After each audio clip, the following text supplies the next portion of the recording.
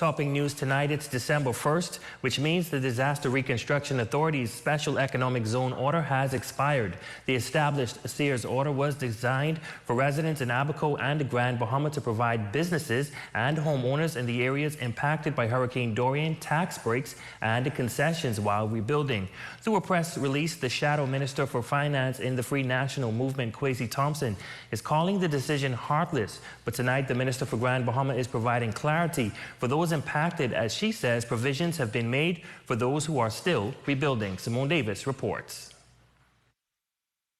After conflicting reports in the last few weeks, the Minister for Grand Bahama, the Honorable Ginger Moxey, is providing clarity on the Special Economic Recovery Order moving forward. While Moxey is confirming that the SERZ order officially expires today, however, she says residents of Grand Bahama and Abaco who are still in the process of recovering and rebuilding from Hurricane Dorian can submit applications for exemptions to the Ministry for Grand Bahama in Freeport and the Office of the Prime Minister in Marsh Harbor, Abaco.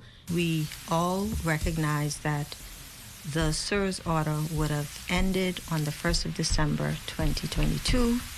However, this compassionate government has decided to ensure that on a case-by-case basis, those who have been impacted by Dorian can still apply and that those will be considered. The minister explains that the Ministry of Finance will review and, where appropriate, approve applications on a case-by-case basis to ensure that it is directly related to loss associated with Hurricane Dorian and that conditions of concessions are being honored. She emphasized that this is a fair process and anyone who can prove loss from Dorian will be approved. And it's done on a case-by-case basis to ensure that, all the checks and balances are there and that they have indeed been impacted by Hurricane Dorian. And so basically that's it. This government recognizes that our people are still in need. They're still rebuilding and recovering from Dorian. And so we want to ensure that they are still able to receive those concessions that were available under the SERZ order. If you can prove that you have a case where you've lost, there are homes that still have not been rebuilt. The foundation is there. And so, yes, they can prove that they have a case.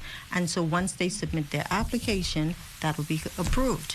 When asked if there is a timeline on how long the case-by-case basis would last, the minister says there is no definitive timeline at this time because the main priority is ensuring that those who need the assistance gets it.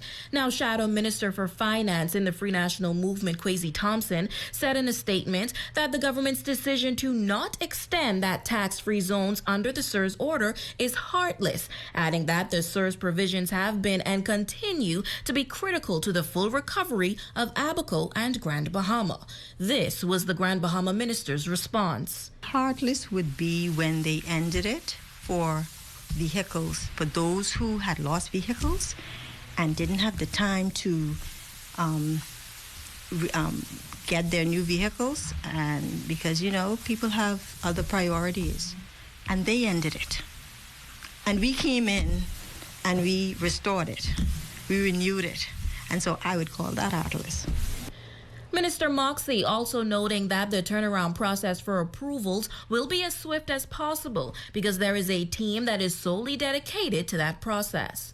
For the Bahamas Tonight, the Northern Edition, I'm Simone Davis.